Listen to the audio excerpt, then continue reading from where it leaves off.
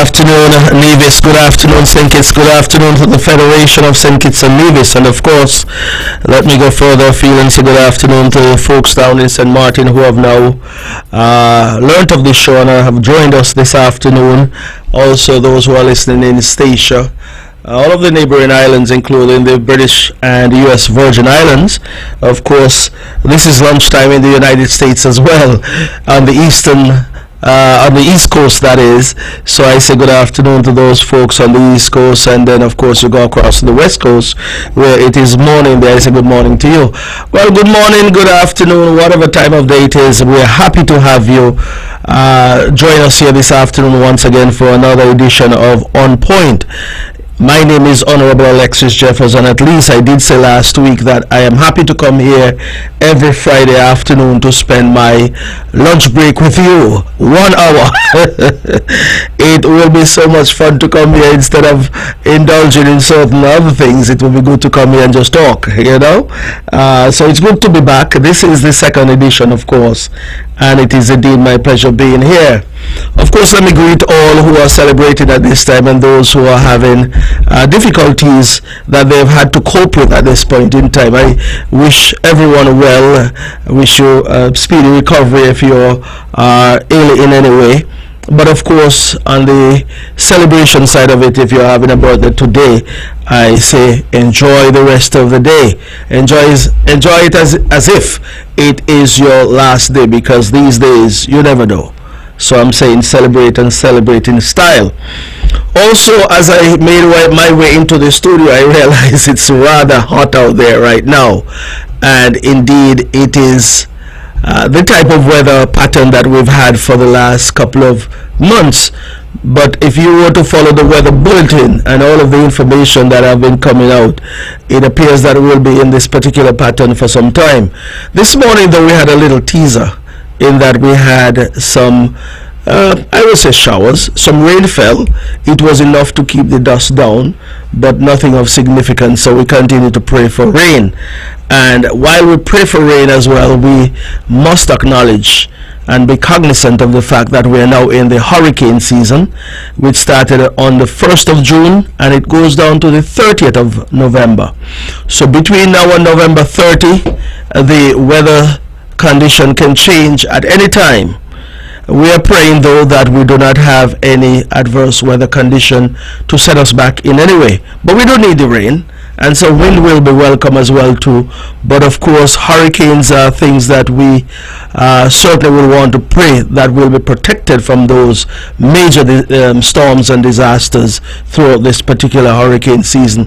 Any other natural disaster that might come our way, we pray God's protection and his divine intervention in making us safe.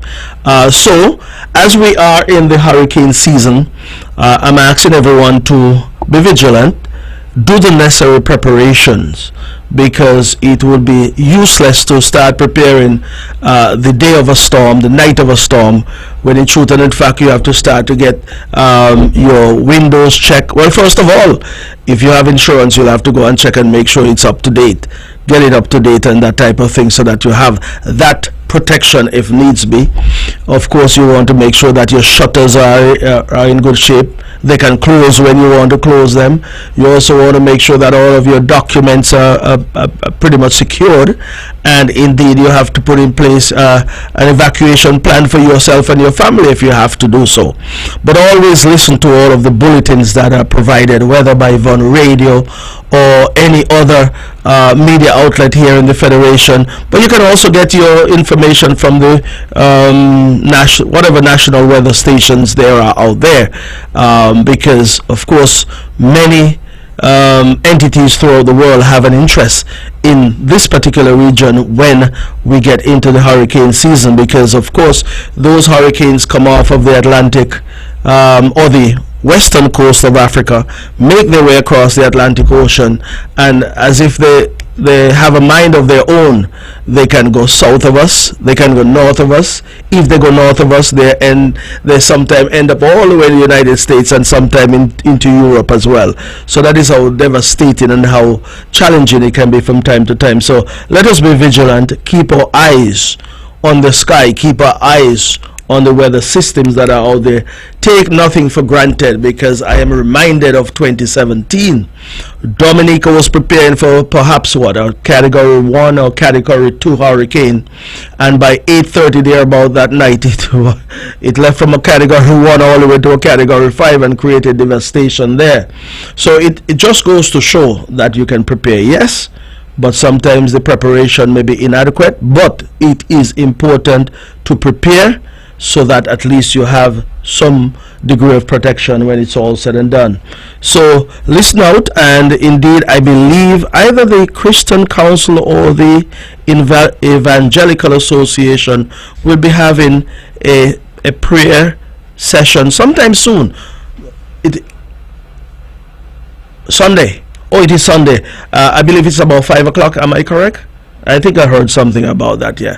At the Bath Church of God, New Testament Church of God. Yes, okay, I've been given some information there on the fly. Thank you very much. But of course you'll hear more about that, I'm sure, whether later today or those of us who are always on Facebook.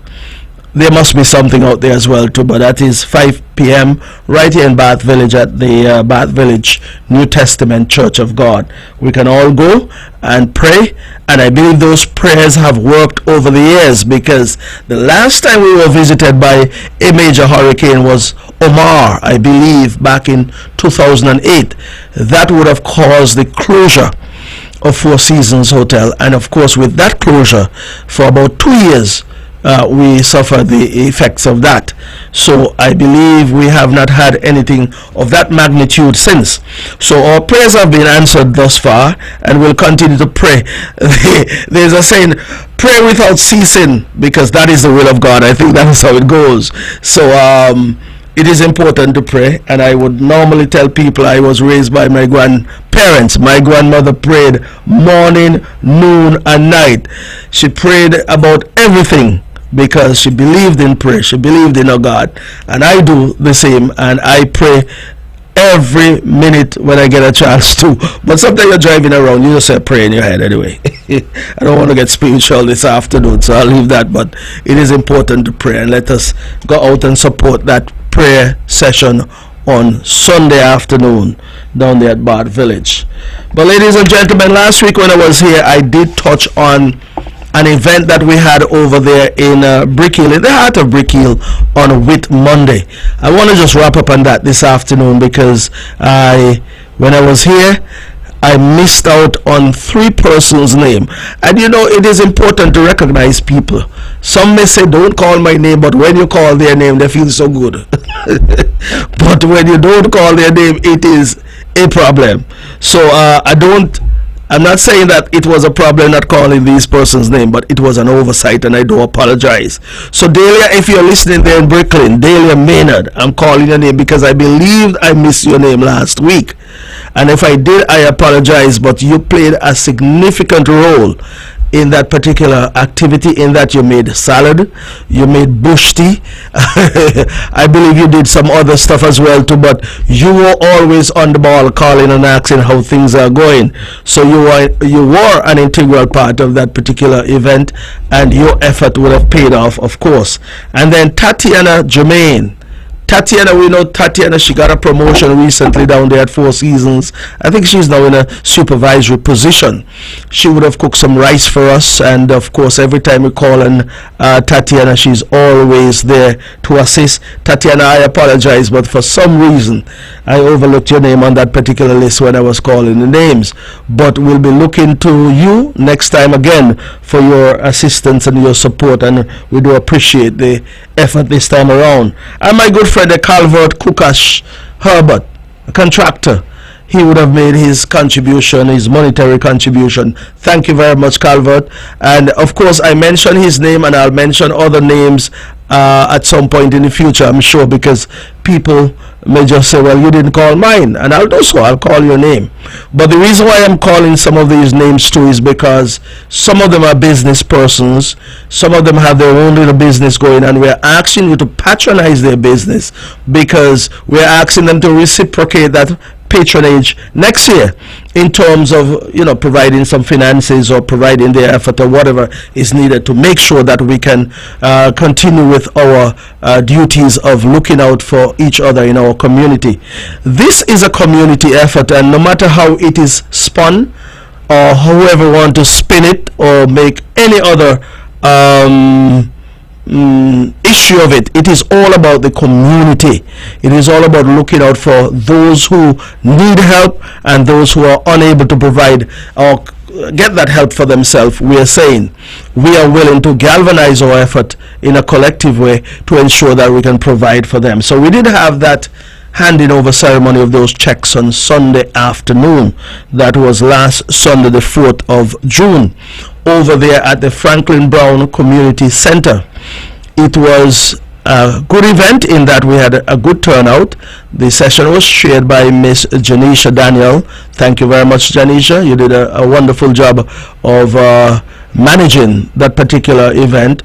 And of course we had Fitzroy Warner, who was one of the recipients last year, who gave a testimonial that afternoon, and indeed he came because he was appreciative then, still appreciative of the effort that we're trying to make to ensure that there's a difference made in people's lives. So he came and gave his testimonial, and then of course all of the persons who would have given out the checks, Leonie Skeet, Regan Daniel, and also Cheryl Sutton, and the recipients as well, Thomas Doe, Miranda Alexander, and also Tesson Manders Clark. So persons would have accepted on their behalf, for example, Celestine Grant, and also someone is, you see, sometimes you start calling name and you miss out. So Celestine Grant would have collected, Romaine Mills would have collected on behalf of Tesson Clark. Well, Tesson Clark is already in Miami getting some medical attention, and of course he would have done that symbolic gesture of accepting on behalf of Tesson Clark. So all in all, it was a very good afternoon, and the recipients would have given their thank you, of course, and we appreciate that, and that was enough for us to feel good about our efforts. And I certainly want to thank everyone once again, because we'll be calling on persons once again. Before I get off of it, there's one bill left, which is for the rental of a generator. Anyone who wants to come up with $1,000, $200, $300, whatever the case is, it costs $1,000. If no one come up with it, then it falls to unfortunately it falls to me. But I would like that burden to be taken off. If someone out there would want to make that a contribution towards it, we have $1,000. That is the only expense that we have left to cover. We did have some significant contribution, and we certainly, thank you is not enough, but we'll say thank you, and we could say it until the end of the program, and it still won't be enough, because we understand the sacrifices that persons would have had to make in order to provide these contributions. Now, the next big event in St. James will be on August 7th. Now, that is some time away. But as it is these days, we wonder sometime where have time gone. But time is going along at a clip. So I'm saying early, the next big event is the Herbert Beach Affair on the 7th of August. And indeed, some may say we are early, but I like to get it out early too, because even with that function we had on Whit Monday, I would have placed a post on Facebook, I believe, somewhere around the 2nd of May or the end of April, thereabout. So therefore, you have to get the word out early, and it's all a part of the communication process, because you can't wait until the last minute to spring things on people. People have their plans, people want to do things, and people want to stay active. So if you want to get their attention, you have to get your thing out early, so that you grab that attention early, so that when they go into the diary, they can put down that event, so they can plan accordingly, buy their shoes, their hat, their bags, whatever the case might be, or even save their monies for these events. So on the 7th of August, we have another big event, which is the Herbert Beach Affair. We've been doing that event or undertaking that event since 1997 thereabout. So we've been around for some time. But over the years it has grown bigger and bigger. And those of you who were there last year would understand what I mean, that it's bigger and better these days, because last year up until midnight we had a bumper crowd over there, and persons were somewhat disappointed when we had to close down at 12 midnight. Some have been asking for us to go back to the days of 12 midday on August Monday to 12 midnight on August Monday until 12 the following day, which is normally the Parade of Troops Day. So that is how we had that phrase coined, 12 to 12 to 12. Now, to have it 12 to 12 to 12 would need activities. It would need people to be around as well too. It also will be additional expense, and it also therefore means that persons would then have to come up with ideas, I suppose, as to what they'll want held after 12 midnight on August Monday night. So I am satisfied with the 12 to 12 for now, because once things have gone well, then you want to shut down and just go home and let people go and rest up for the next day, which is Parade of Troops, or Parade and Troops Day, however it's phrased. But that's when you have the parade for Charlestown. So that is it for that event on the 7th. But I'll say this: while I am on Herbert Beach, I have had my connection to Herbert Beach for many years, and sometimes you have to give some history behind certain things, because I can recall as a young man, my grandfather used to take me down to well, we call it Herbert Beach now, but then I didn't realize at that time where that name that I knew it as came from. There was an owner then that was, his last name was Burton. So my grandfather used to say he going down to Button. I thought it was a button on your shirt or something like that, but he never used to say Burton, but he going down by Button. Yeah? So those who live in the area would know of that estate, and then you would know of a gentleman by the name of Chero. That name should ring a bell in St. James, because he was the guardian of that estate, so to speak. He used to manage that estate. And what you see over there now, where we have that event on August Monday, that area was filled with coconut trees, and there was a particular type of mango, a variety of mango called Jopane. Yeah, we say we have 40 something different varieties of mangoes. Jopane was one of those particular varieties that used to be down there. It used to be a dark area filled with sand and bush and shrubs and that kind of thing. But we used to go down there and steal jelly, coconut, mangoes, everything. And that man Cherry was something else. He was in charge, and he was what you call a good steward of that estate. You could call him a bully if you want to call him that, but that was him. But anyway, that's how far, and that is back in the early 80s when I was a little boy coming up. I remember going down that side and knowing about that particular stretch of land. Back then, I believe that those lands were about 16 acres of land thereabout, but of course persons can now go and say, well, there was a well here, and when I say well, a water well in a particular spot which is now in the ocean, so some significant erosion has taken place down there. That is something we'll have to come up with a game plan to do some mitigating, or put in place some mitigating strategies to prevent some of the erosion that is taking place down there. From my calculation, or the calculation that we are seeing, it's about 13 plus, maybe about 14 acres of land now, so some has gone. But anyway, I want to say to the people of Nevis that those lands now belong to the people of Nevis, and how they became the property, or how the Nevis Island administration would have gotten possession of those land. I'll go into some of the history with respect to that. Of course, back in 1984, the owner then would have gotten an alien land holding license to start a hotel with villas and the likes. That was way back in 1984. That was the premise upon which that alien land holding license was issued. But of course, up to today, you can see the land over there.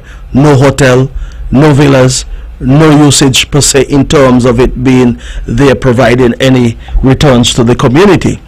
That being said, somewhere around 2008, I believe thereabout, the owner would have sought to sell that particular stretch of land to a company called Ocean Reef. The sale started with a purchase and sales agreement, indeed a down payment was made consistent with what a purchase and sales agreement would call for, perhaps 10%, 20%, whatever the case might be. So that 10% was paid, and then thereafter not another penny was paid. So there were some legal issues pertaining to that. It got all the way to the Privy Council in England. While it was there, the owner, who felt that there was a breach of contract, went about the process of then trying to sell again to another party, another individual. So in 2013, when I became the Minister of Lands, an approach was made to get an alien land holding license that was never issued because it was never pursued. That being said, somewhere around 2017, we were alerted of a memorandum of transfer of that land being sold to Miss Ann Bass, who is now deceased, God bless her soul. When I saw that as the representative of St. James, and I say this clearly, as the representative of any constituency, or when you represent people, you must have the best interests of your people at heart. I felt at that time, if those lands were sold, then the people of St. James, the people of Nevis, by extension, the people of the Federation for that matter, because people come there for Herbert Beach Affair, as I said, people come there from foreign countries to take a bath, to take a swim, whatever the case might be. So it is being used by not only St. James people, Nevisians, Kitishans, it's being used by people from all over the world. So it therefore means if that property was sold, it therefore means, simply put, that we would have had no access, because I can well visualize a fence maybe about 10 feet high going down that road down to the beach and say keep out. So when I saw that, I said, well, as the representative of the people of St. James, well, we have to get hold of those lands for what it means to the people. And therefore I would have submitted to the cabinet of the Nevis Island administration, of which I was a part then in 2017, for us to use that section of the law. That is the ordinance that governs acquisition of properties here on the island of Nevis. And let me be clear, that is the only property that the NIA would have acquired, or would have acquired using the law at that point in time while I was there as the minister. That's the only piece of land that we would have acquired. The previous government would have acquired 14 pieces and never paid a soul. But anyway, that one was acquired, and it was done to ensure that we protect lands that belong to the people of Nevis. Even though there was an owner, I still feel like it was lands that we have used for many years, and so we had that attachment to those lands, and so we acquired those lands, and that acquisition, that is, would have created some legal issues whereby Ocean Reef would have taken out a suit or challenged that issue in court. Keep in mind, Ocean Reef, one, never invested nothing over there. They never had an investment, but they had a development agreement with the NIA. The argument is there, whether it was a contract or not. I put that aside. But anyway, the long and the short is, we were challenged in court to some extent because they felt that a development was stopped. I don't know if you can say that a development was stopped when you didn't have access to the land, you didn't own the land, and the Privy Council in England would have shut the door on that matter at that point in time. So I don't even know where the ownership issue came into play.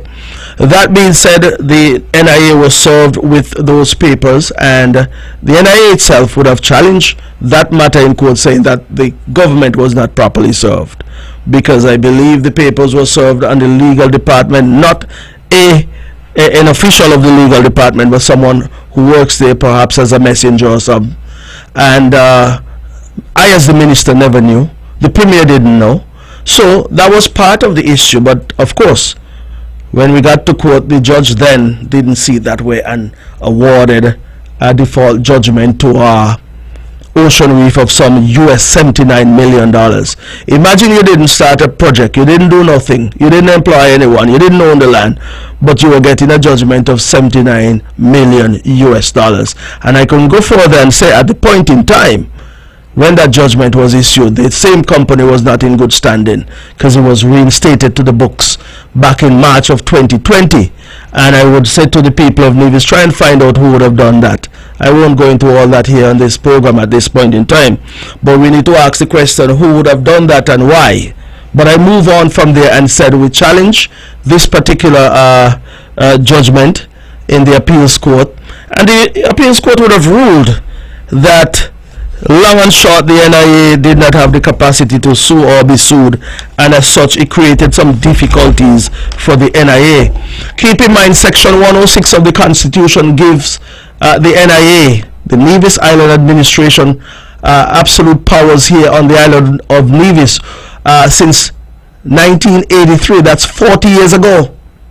40 years ago we were given responsibility for airport, seaport, healthcare, education, lands in Nevis, buildings in Nevis owned by the Crown. All those were given to the responsibility of the Nevis Island Administration. So that judgment did not take away any of those responsibilities whatsoever, not one. The decision of the court and the question that was raised is whether the Nevis Island Administration could sue or be sued. And that was the difficulty that we faced then. Now, as was suggested by the Premier and said by the Premier, that we had two options. One, we could have challenged that decision at the Privy Council, which could have cost the island of Nevis and perhaps the Federation hundreds of thousands of pounds. That was one route. That would have been the expensive route. That would have been the long route, just to get a decision from the Privy Council as to whether the NIA could sue or be sued or had that capacity. But we saw it differently. The second option was to negotiate with the Attorney General's office, and that's when negotiations started between the Attorney General's office and also the legal department here on the island of Nevis. Of course, those negotiations would have led us to the point where legislation was brought to the federal parliament so as to address that issue, or correct, if I were to say that, correct that anomaly. And I call it an anomaly because you would have had control for 40 years. After that judgment was rendered, the day after that judgment was rendered, the Premier was still the Premier. I was still a Minister of Government. The permanent secretaries were still there as permanent secretaries. They went about their business the next day. Everyone was doing business with the government as per usual. The government was paying its bills, collecting its taxes, and doing what the government must do. So nothing was any different, other than a lot of issues were made of this particular judgment. So, consistent with what we've always said, that the Nevis Island Administration being managed by the concerned citizens movement will always look after the best interests of the island of Nevis, and that is why the negotiations were done in terms of discussing how can we get beyond this impasse. But you see, the thing is, some persons out there are sowing seeds of discord, yeah? And they would want to see a fight between the federal government and the NIA. They would want to see a fight between the Prime Minister, Dr. Terence Joe, and the Honorable Mark Brantley. They would want to see a fight between St. Kitts and Nevis. They would want to see a fight between CCM and the Labour Party. And I said to the people of this island and this country, there comes a time when there is a place and a time for everything, or a time and a place for everything. I believe it's Ecclesiastes chapter 3. Well, I don't know all of the verses, but if you were to search Ecclesiastes chapter 3 verse 1 and onwards, you'll see there's a time and a place for everything under the sun, or under the moon, or here on earth. Whether it's a time to dance, a time not to dance, a time to sing, a time not to sing, a time to be happy and a time to be sad. You read it and you'll understand what I'm saying.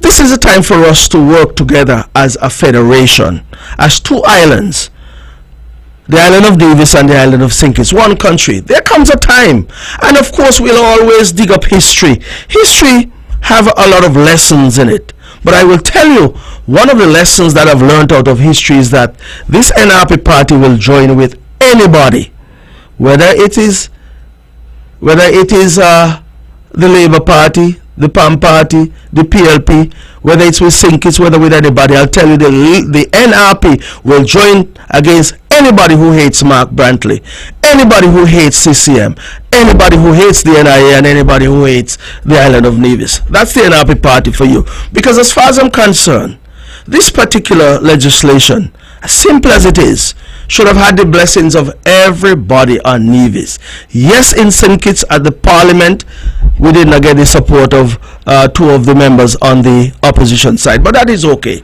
because we have 3 members of the Concerned Citizens Movement who were there, along with 5 who were present from the government side. And I want to thank the Attorney General, I want to thank the Honorable Garth Wilkin. I want to thank Helen Lewis here at the Mrs. Helen Lewis here at the legal department and her team, Garth and his team. I also want to thank the Prime Minister and his cabinet. I want to thank the Honorable Mark Brantley and his cabinet. I want to thank everyone who was instrumental in ensuring that this legislation was brought to the Parliament. I said while I was standing on my feet there that the judicial arm has done its work. The judicial arm has done its work in terms of passing a judgment that has to be interpreted by all. But in terms of the legislative arm, we then had our work to do. And that is why we went to the Parliament to correct that anomaly. And I am happy today that that was done, and that is why I want to thank the federal government for their support in this regard. So that would have eliminated any doubts. That would ensure that good governance prevails, in that anyone who wants to do business with the NIA don't have to run to Bastia to ask for the help of the Attorney General. And the truth is, the Attorney General don't actually know in every case what is happening with the NIA. So you bring a case to the Attorney General's office, first thing he's going to ask, what is this about? So we should be able to handle our own affairs here in that regard. The Prime Minister would have overriding responsibilities in some matters, and that is through the Constitution. You cannot stop him from doing that. He has those powers. He's the leader of the Federation. He's the Prime Minister. And of course there are things that he would have the final say with. But I do believe that we are all correct with this particular bit of legislation. Nothing untowards. There was a talk of having consultation. Well, I said, consultation with whom? Because if it is the Bar Association, I am not knocking the Bar Association, but this particular decision have been in the public domain since August of 2022. And if we were to hear from the Bar Association, we would have heard that a long time ago. We would have heard their opinion, just like any other country where the legal luminaries, law lords, or whomever get hold of a judgment from the court, they'll give their opinion publicly, and then we'll be much wiser as a result. So consultation wouldn't have done any good to this process other than to hold it up further, and we'll just would have been in limbo for much longer. So I am happy that we were able to get this disposed of and move on. I am also equally happy that I was there from the beginning. You remember I went back to 1984? I know the history behind the lands. Remember I spoke about 2013 when I became the Minister of Lands? That was no accident, I suppose. It was God's intervention, His divine intervention, when that portfolio was given to me by then Premier, the Honorable Van Samry. And then you move on to the point where the submission was made to Cabinet. It was made by myself to acquire those lands. And of course, I was there during the court hearings and so forth, where I lent my voice. And I want to thank Senior Counsel Terence Byron. He was the one who handled that case along with Miss Rhonda Nisbet Brown from the legal department. I want to thank them both, because I would have consulted with them. They would have asked me questions. I asked them questions as well. And so I was there during that process. I was also there when the legislation was passed in Parliament. So from start to end, I was there. And I'm happy, like I said, that I've been a part of this process, and I've represented from day one up until the end. And that is what you do as a representative. I never lost faith in the system. I never lost faith in any way. And that is why I pursued, and that is why I'm happy today that the Prime Minister and his team there at the Attorney General and his team, but of course the Prime Minister and his cabinet would have acceded and would have done what was necessary to correct this anomaly, so that at least we can go down there come August 7th and say we're going down there with much more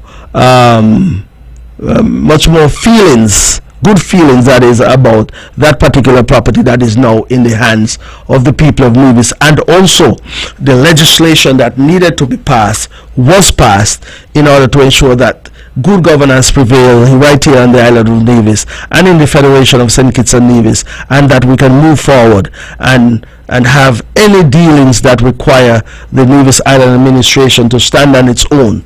We certainly appreciate that, and that is a long speech about that particular event and that particular property in question. So that is how I'll leave that for now.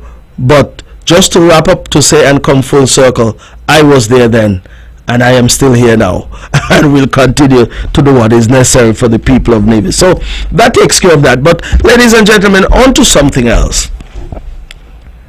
Over the past couple of days, we've had some issues with crime and criminality here in the Federation of St. Kitts and Nevis.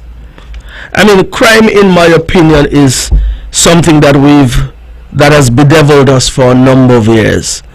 We've had some turbulent years. We've had some years when things were a bit more quiet. But I want to go back to at least, I believe it was 1992, 1993 or before. At least we were once called the most peaceful island on earth, or country on earth. Maybe I'm phrasing it differently, but what it means, we had almost zero crime at one point in time. That is prior to 1983, I believe. So St. Kitts Nevis was seen as the most peaceful place on earth. We have come a long way. We have come a long way in the wrong direction, if I were to put it that way. Because crime has been an issue that we have been dealing with for a number of years. Successive governments have tried their best. And I want to say, with all that is being said, we can have a debate about this all day, today, all of next week. But a lot of the crime and criminality that is taking place in St. Kitts and Nevis has to do with the individual. The individual is the one who make that ultimate choice, of committing that act. The question we have to ask now is, what is causing these issues, these difficulties, and these ultimate decisions on the part of our young men and young women? Crime doesn't pay in any way. As a matter of fact, crime is the most expensive thing to handle in this federation. We know the millions of dollars that have been put into strategies and programs and policies to counter the scourge of crime. Earlier this week, we heard from all of the leaders in the Federation. We heard from the Prime Minister, we heard from the Premier, we heard from leaders of political parties, we heard from NGOs, we heard from the Chamber of Commerce, we heard from persons who had an opinion on Facebook and other social medias, we heard persons' opinions on the street. People are talking about crime. But what we need is the effort on behalf of those who are committing this crime to turn the other cheek, turn the other way. Tell yourself that badness is out of style, and also criminality should be out of style as well. Because it doesn't do well for our federation. Right now as it is, we are focused on crime when we should be focusing and putting resources into other areas where we can build this nation. But I want to say to you that in fighting crime, we have to understand that it is taking a toll on all of us. It is taking a toll on our emotions. It is taking a toll on our families. It's taking a toll on our mental state of mind. You could imagine persons are now locking themselves in because they're fearful about going out in the evening or even during the day, because they feel that they may become a victim. And in that case, businesses suffer. Social events suffer. We have music festival coming up for sure. That's a big event that monies have been invested in. Who knows what will become of that? I'm just saying, who knows? But you have these particular events that are taking place that will certainly hamper and put a damper on some of these activities that we look towards for enjoyment and personal enrichment in terms of making some money.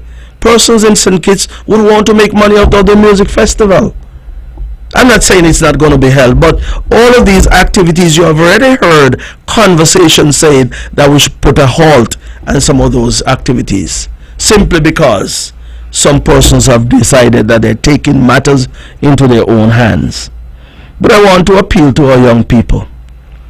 A lot of us you see alive today, a lot of persons who are older than us, would have gone down similar pathway and made the decision to turn around and go in the opposite direction. Some of us who are alive today would have had the chance to make a decision of taking that pathway of crime, but we chose not to our benefit, because many of us have realized some success. And how you started 20 years ago, how you started 40 years ago, doesn't necessarily mean that's how you have to end up 10 years from now. How you started does not necessarily mean that is how you will meet your demise or end. You can always do the right thing, because it's the only thing to do in this lifetime. Do the right thing. Choose the right path. Things may be difficult, yes, but you have to always continue to press on and persevere. If you're looking for a quick fix, it may not happen today. It won't happen. But if you were to persevere, some may say there are opportunities that are not available, and I would tell you, some refuse to grab opportunities as well too, and choose the pathway that they find themselves on. It may not be something that you want to do. It may not be something that you love to do.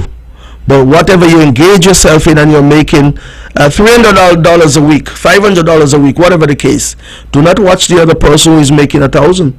Make your $300 and make it work for you, because that is how you have to look at life.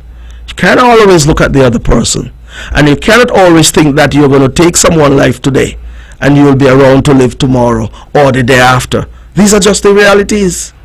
And when you go and take a parent's life, a mother's life, you throw a lot of turmoil into that family. But your mom is at home. That is the interesting thing.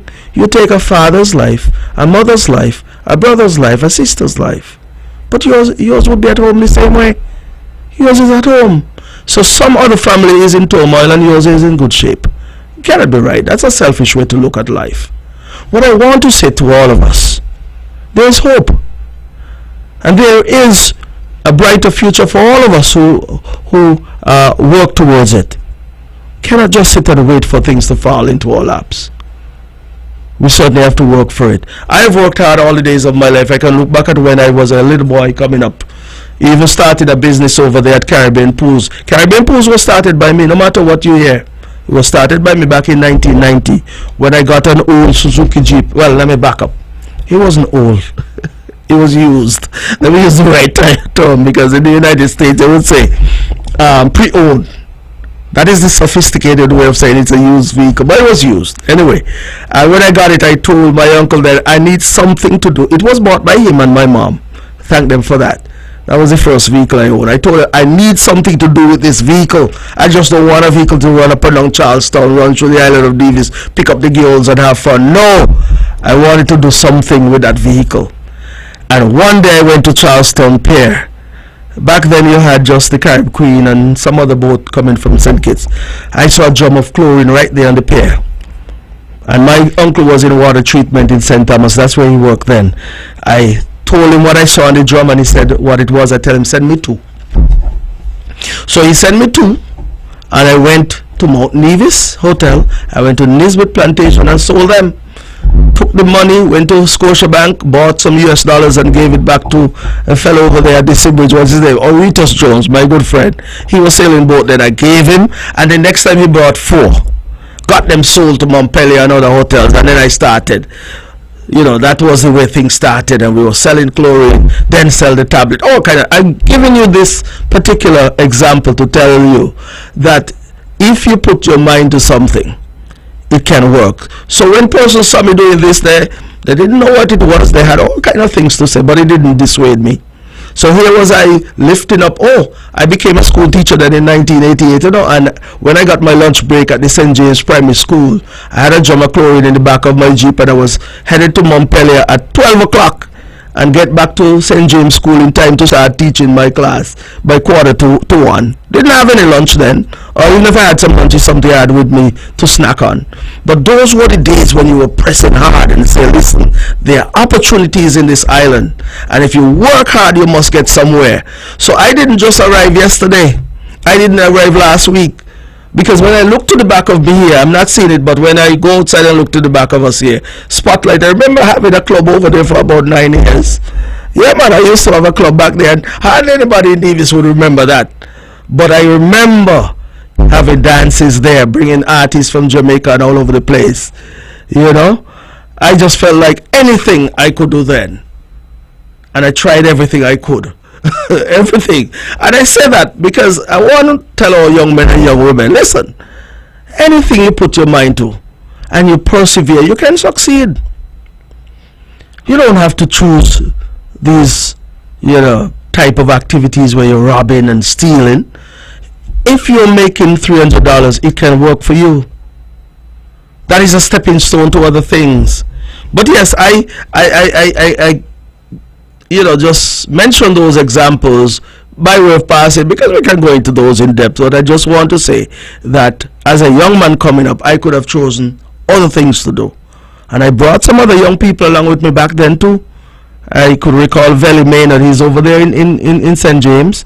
I used to take him all the way up to Libert. Those in Gingerland who know Libert Estate above Golden Rock, we used to go up there and clean pools. That's how far we used to go. We were young and ambitious, and we said, boy, the sky is the limit. We're going to do some things. And we went all the way up there, left up there late in the evenings, Mount Nevis Hotel pool and so forth. We went all over the island because we felt that we had energy and we were putting our efforts to good use. There was a purpose in our life then. And I want our young people coming up among us, leaving high school, sixth form, whatever the case might be. There must be a purpose to your life. There must be a purpose. And it looks like it's easy to go out there and rob someone and get some money, yeah? But thereafter, I am telling you, you're heading down a road that can only lead a couple of places, to jail or to the cemetery, and that's it. And it's as simple as that, because at some point in time, that lifestyle will catch up with you. I'm telling you that. There's no doubt about it. It will catch up with you. And you'll end up either places. I could even maybe put you in the hospital with that, because you could end up there with some injuries. But you can end up in jail as well, and you'll end up at some point at the cemetery. And we don't want that for our young people, because the other day I was thinking about some of the young men from our communities that we have lost. Some of the talents that we have lost. And the question is, what could they have been today? That is what I ask myself. Young, vibrant, strong young men have gone to the great beyond. Didn't get a chance to contribute as they should. Could have been here contributing. Adding to the business community. Adding to, even Social Security would have been collecting on their behalf for them to have something later on in life. Businesses could have been flourishing as a result. So we have options. All we have to do is to choose the right option in life.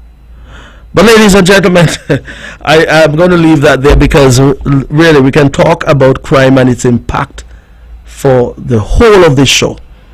I will come back and talk about it, I'm sure, at some point. But last week I did start a conversation regarding the introduction by the Nevis Island administration of this pension plan. I call it pension plan for our non-established workers.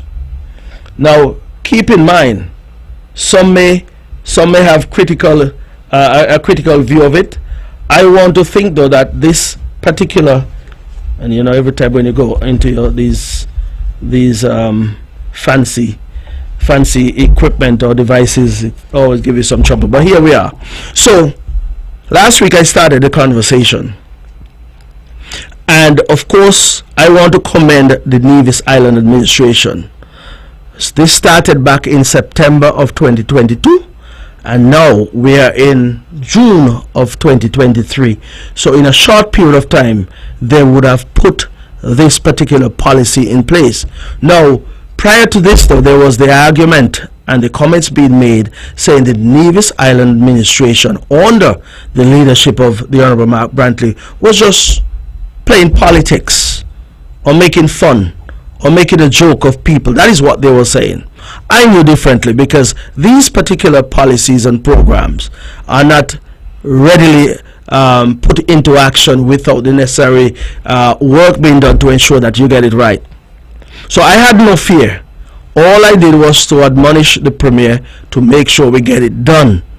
And he has done so, and I want to thank him, the cabinet of the Nevis Island administration, and also the persons who formed the committee that did the initial groundwork to come up with this Nevis Island administration non-established workers retirement scheme. And it's really a retirement package for all non-established workers. Now, there is a leaflet available, and I would want persons to grab hold of it and educate yourself as to what you will be able to benefit as non-established workers. Remember, many have tried, and as I said last week, this may not be a perfect package. It may not be the best, but it's the best we have to work with at this point in time. And of course, many would have left the service before and left with nothing other than an honorarium or some gratuity that was paid to them, and that was it. Right now, as it is, or prior to January 1, non-established workers at the end of the year will get a honorarium and also holiday pay.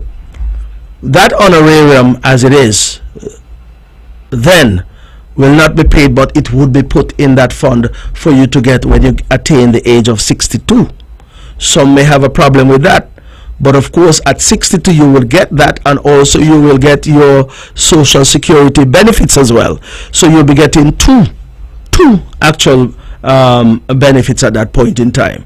Now, if you were not getting this particular policy, benefited from this particular policy, then of course at 62 you get your social security benefits. But I want to say to the people who are impacted, and I believe everyone who is positive or are positively impacted must feel good about this. When you get on to your old age, you want to make sure that you have some financial stability, and this would provide that additional stability. When you get to 62, you will get your pension paid to you over your lifetime thereafter.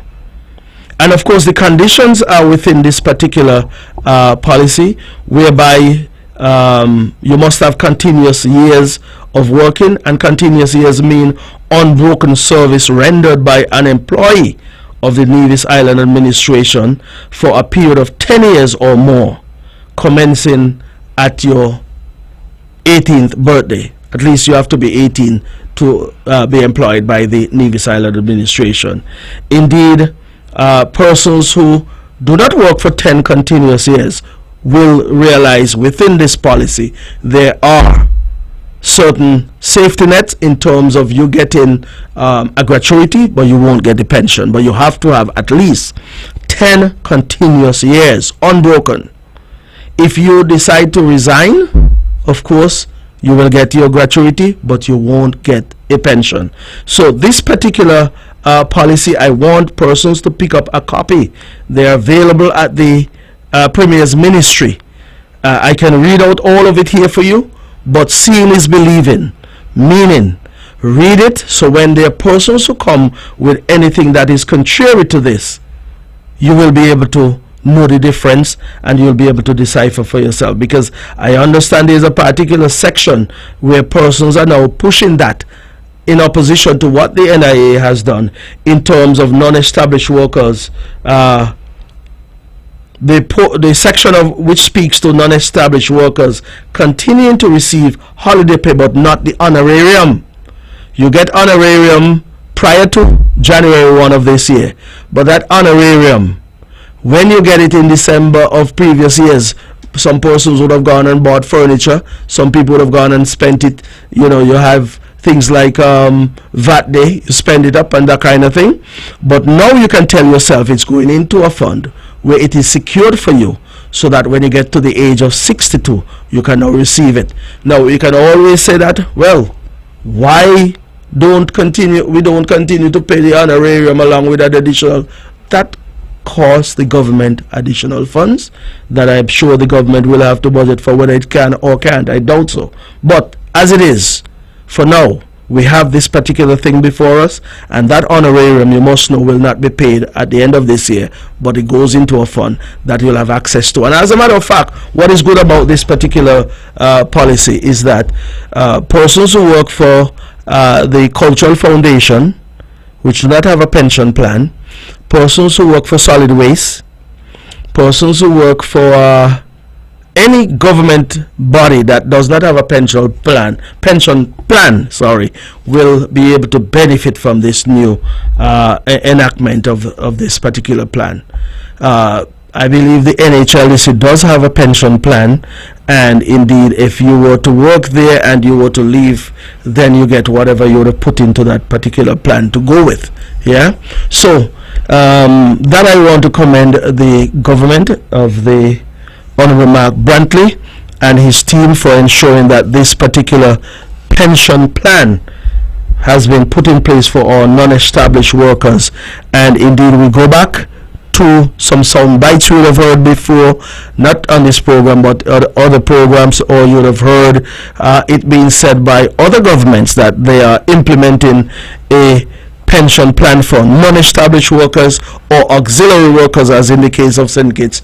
No such thing has ever been done. So I want to say commendation must go to Mark Brantley, his leadership and his team, for at least putting something in place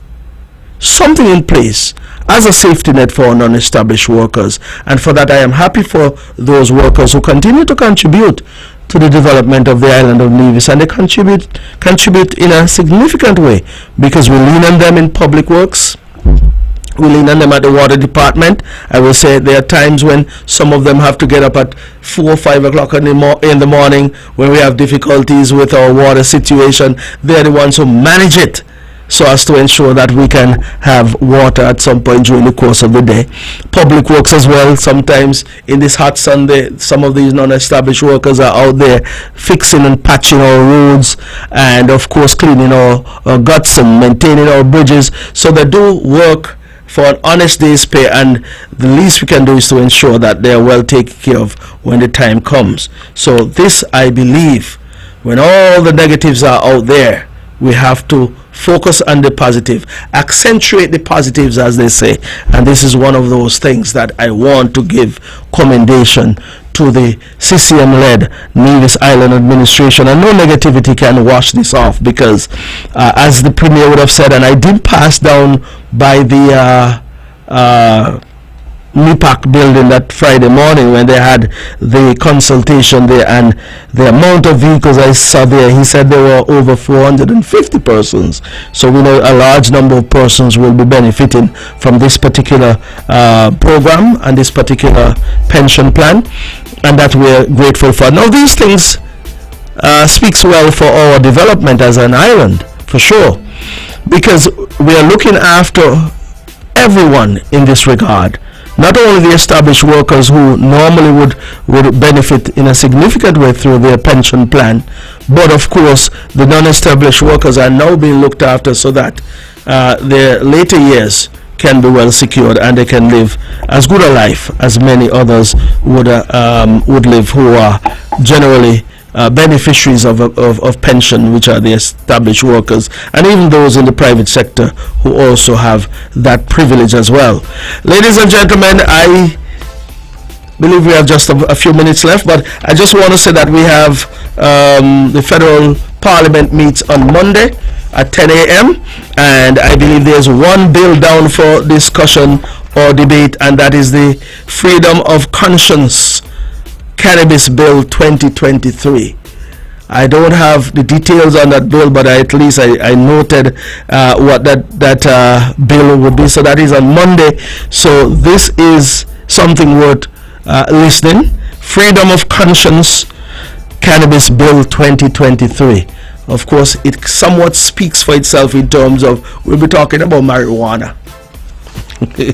But the debate, I'm sure, would be a good one when the time comes. So, ladies and gentlemen, we have just about come to the end of this, our second edition of On Point. I want to thank everyone for listening in this afternoon. I will try and make this show available on my Facebook page, but it is also available on YouTube, on Facebook, all of the social media platforms that Von Radio have available to us. This show is available to you. I will be back, God's willing, next Friday to spend my lunch with you again at 1 p.m. to 2 p.m. right here in the Caribbean's only powerhouse, VON Radio 860 AM. And therefore, that is the end of my show for this week. And moving forward, we are not taking calls as such as we start the show, but eventually we will, and eventually you'll hear additional voices here as well too. I've asked my colleague Latoya Jones to make herself, Honorable Latoya Jones, to make herself available to come and let's have a conversation with the people, because her voice will also need to be heard along with myself and others. So that is a wrap for today. It was indeed my pleasure being here. This program does not repeat, but you can get it on Facebook or YouTube, as I said before. And of course, I'll be back next week, God's willing. Thank you very much. You've been a wonderful audience. Of course, sometimes it's good just to talk and you listen, and I'm sure you were listening, and I appreciate that very much. Thank you. Have a wonderful afternoon, a good weekend, a safe weekend as well, and continue to be the shining star that you are. God bless.